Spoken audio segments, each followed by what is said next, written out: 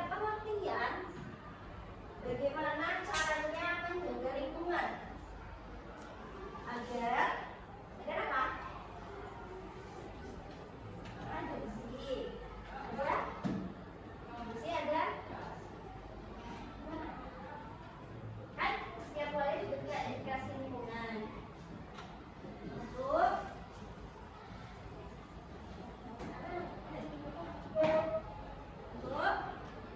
dikasih keluarga itu menjaga lingkungan kepada pentingnya menjaga lingkungan kepada keluarga dan tetangga.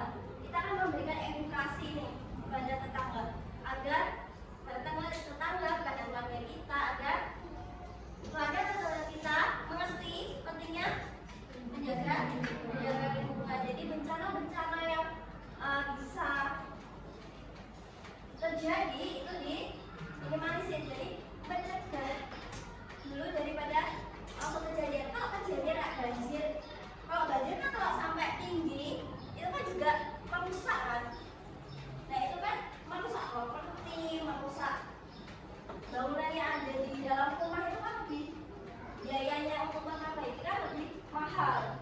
Hanya kita mencegah terlebih dahulu. Nah, maka dari itu mari kita wujudkan lingkungan yang sehat, yang berkeadilan dengan apa? Mulai dari diri sendiri. Karena diri sendiri merupakan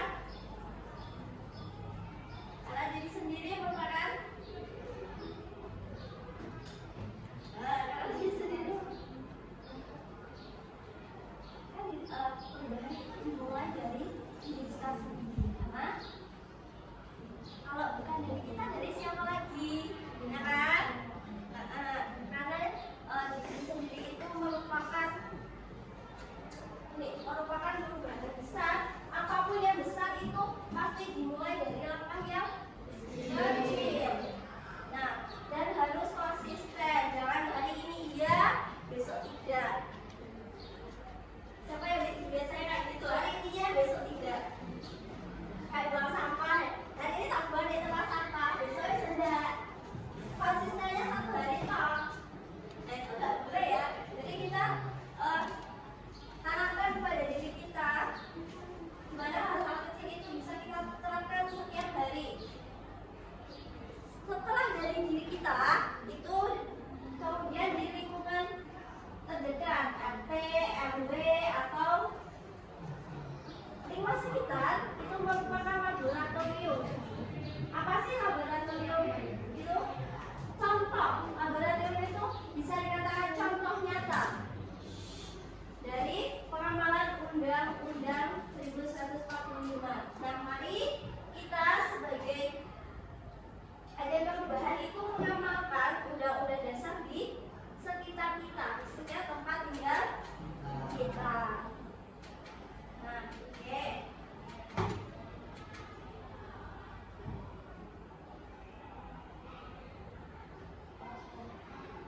Nah, selanjutnya kita tadi sudah membahas tentang pengamalan Undang-Undang Dasar di lingkungan tempat tinggal. Bagaimana kita kalau tidak menjaga lingkungan, bagaimana efeknya, apa dampaknya. Nah, hari ini kita akan melakukan diskusi. Diskusinya kelompok, ini satu baris ini aja. Baris ini. Ini di kertas lembar ini ada sebuah kasus. Kalian harus pertama, masalah utamanya di sini apa? Ini ada kasus ya, ada kasus. Nah, kalian nanti mencari apa sih masalah utamanya di kasus ini?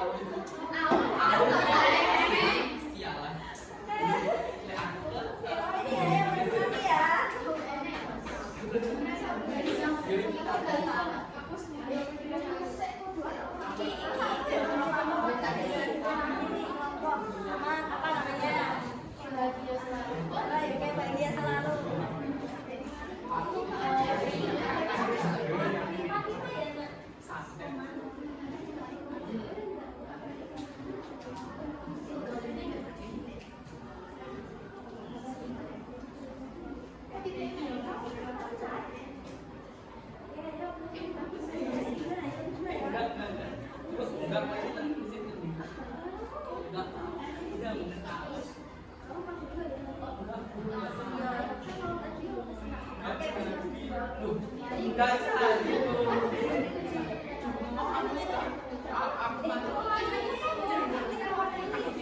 Biar nggak satu mewakili, oke? Sip. Just. Gak apa ya? Mas, bagian selalu hanya apa?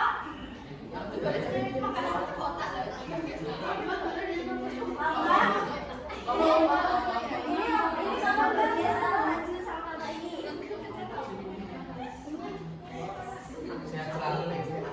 Ojo sampai api sing api itu. Sehat selalu nih. Bagian selalu siap-siap namanya. Namanya apa juga saya mau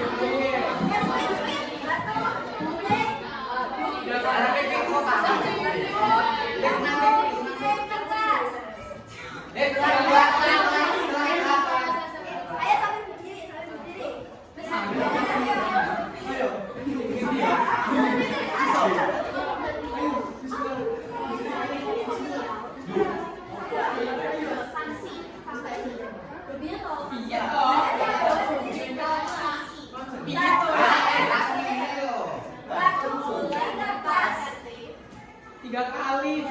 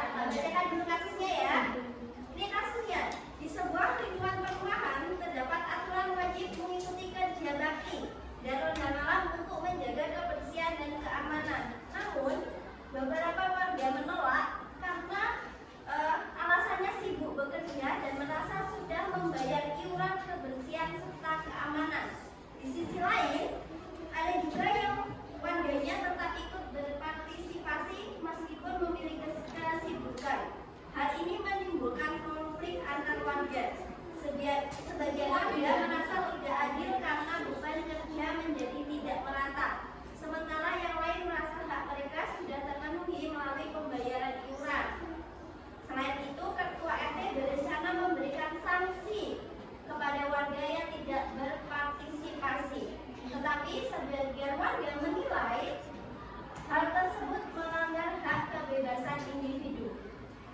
Pertanyaan pertama tadi masalahnya apa, kemudian nilai yang berkaitan dengan permasalahannya apa, kemudian apakah warga yang tidak ikut melanggar kewajiban itu menurut kalian bagaimana, dan juga sanksinya, pemberian sanksi itu apakah sudah tepat jika dilihat dari sudut pandang hak dan kewajiban. Kemudian kalian memberikan solusi. Nah, di depan teman kalian akan membacakan hasil diskusi dari kelompoknya. Perhatikan ya. Oke, ayo silakan. Assalamualaikum warahmatullahi wabarakatuh. Waalaikumsalam warahmatullahi wabarakatuh. Perkenalkan, saya Aulia Sahatini dari kelompok Bahagia Selalu akan mempresentasikan jawaban soal kasus kami. Pertama, jawaban nomor soal 1. Masalah utama dalam kasus tersebut adalah terjadinya ketidakseimbangan antara hak dan kewajiban warga di lingkungan RT. Sebagian warga merasa kewajibannya seperti kerja bakti dan memberi malam dan membayar iuran dengan alasan kesibukan. Sementara warga lain tetap berpartisipasi. Hal ini menimbulkan rasa ketidakadilan, konflik antar warga, serta perdebatan antara kebebasan individu dan kewajiban sebagai anggota masyarakat di lingkungan perumahan itu. Soal nomor 2, nilai atau pasal yang ada kaitannya dengan masalah tersebut adalah kami mengambil 3, yaitu yang pertama, pasal 28J ayat 1 dan 2, yaitu tidak ikut terjebak berarti tidak menghormati hak orang lain dan tidak menjalankan kewajibannya untuk mematuhi aturan. Yang nomor 2, pasal 30 ayat 1, ikut terjebak dapat dianggap sebagai bentuk partisipasi dalam menjaga keamanan dan ketertiban lingkungan. Sehingga jika tidak ikut berarti kurang berperan dalam kewajiban tersebut. Yang ketiga, masuk ke dalam sila kelima Pancasila. Tidak ikut kerja bakti tidak mencerminkan sikap gotong royong dan keadilan sosial dalam kehidupan bermasyarakat. Soal nomor 3, menurut kami, ya, karena warga negara wajib ikut serta, karena hal tersebut merupakan perintah konstitusi dan bentuk tanggung jawab moral sebagai negara yang telah memberikan jaminan kehidupan kepada kita semua. Soal nomor 4, pemberian sanksi sosial oleh ketua RT belum bisa dikatakan tepat jika itu dilakukan tanpa adanya musyawarah bersama. Walaupun warga memiliki kewajiban yang penting untuk berpartisipasi dalam kerja bakti dan bermalam, penerapan sanksi yang akan diberikan sebaiknya diputuskan melalui kesepakatan seluruh warga agar tetap menghormati hak setiap individu, tidak menimbulkan kesalahpahaman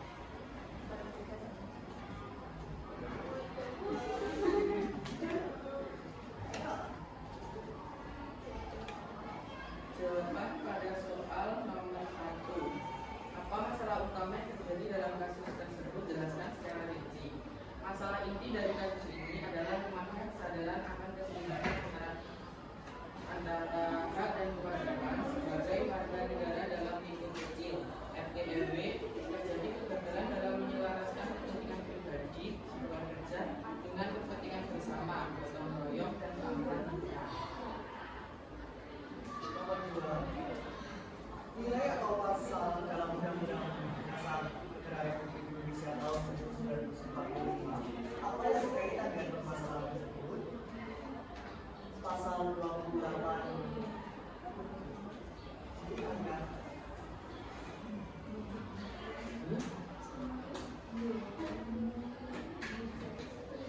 ayat 1 yang berbunyi setiap orang wajib menghormati hak asasi manusia orang lain dalam tertib kehidupan bermasyarakat, berbangsa dan bernegara. Pasal ini menegaskan bahwa pelaksanaan hak asasi manusia di Indonesia tidak mutlak, melainkan dibatasi oleh kewajiban untuk menghormati hak asasi manusia.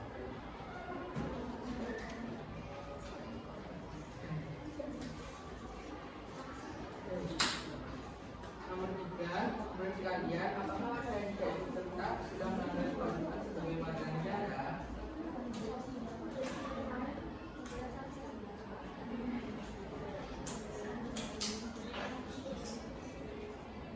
Ya, karena warga yang menolak ikut serta dengan alasan kebebasan individu perlu memahami bahwa kebebasan di Indonesia dibatasi oleh kewajiban menghormati hak orang lain, hak warga lain untuk mendapatkan lingkungan yang aman dan bersih, sanksi sosial yang direncanakan efektif.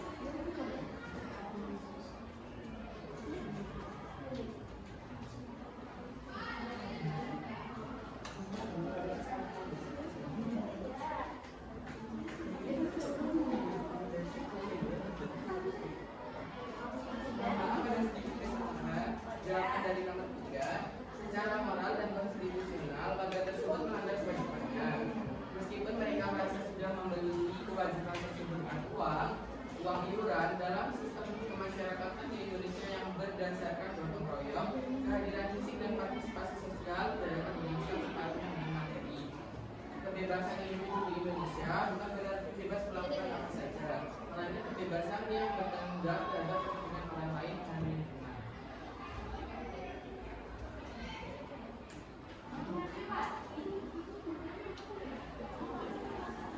Nomor 4, apakah pemberian sanksi sosial WRT sudah tepat? Jelaskan dari sudut pandang hak dan kewajiban. Dari sudut pandang kewajiban, sebagai pemimpin lingkungan, WRT memiliki kewajiban untuk memastikan aturan yang telah disepakati dalam musyawarah berjalan dengan baik. Menegakkan keadilan jika warga yang tidak ikut kebijakan saja, maka WRT justru melanggar kewajibannya untuk bersikap adil pada warga yang sudah rajin berpartisipasi. Dari sudut pandang hak, warga memiliki hak atas kebebasan individu, tetapi hak ini bukan berarti bebas melakukan apa saja tanpa peduli lingkungan. Hak warga lain, warga yang rajin ikut serta memiliki hak untuk merasa keadilan jika tidak ada sanksi, hak mereka untuk mendapatkan lingkungan yang setara dalam membangun kerja itu bukan pelanggaran hak, memberikan sanksi sosial seperti teguran atau tidak yang disepakati. Bukanlah pelanggaran HAM selama sanksi tersebut tidak menghina martabat manusia, tidak menggunakan kekerasan fisik, dan sudah melalui prosedur musyawarah.